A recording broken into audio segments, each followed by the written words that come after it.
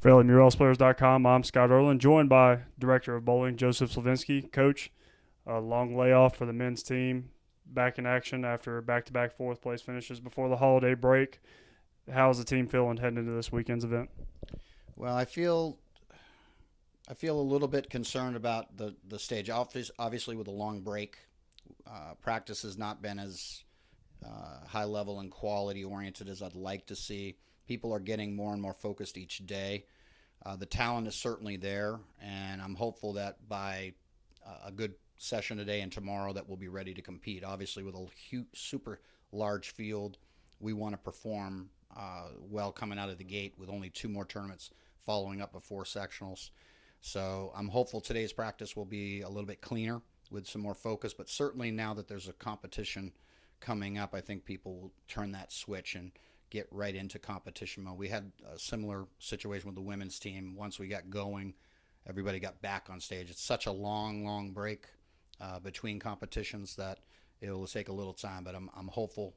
We certainly have the ability to do well.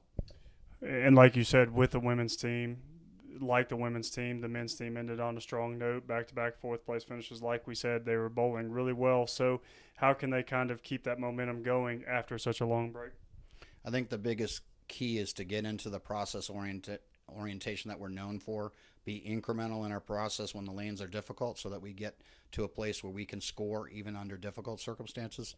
When it's easier, making sure we're focused and execute quality shots so we can strike more and keep consistent with the pace.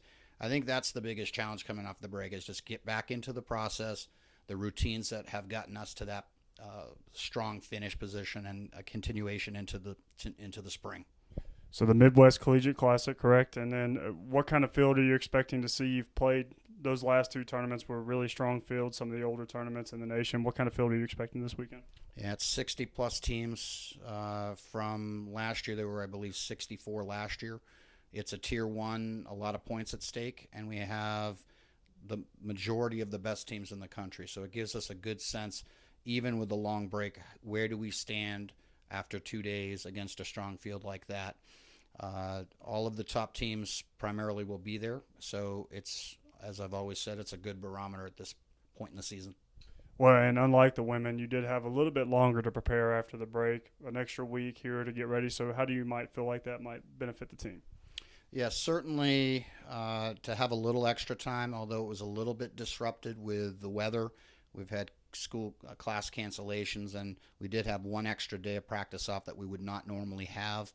I think just the extra time that the men have had certainly will help them be in a better state of mind and better prepared for this tournament going in rather than that short turnaround that we had with the women. So that should be a good thing and get us into that process mindset quicker.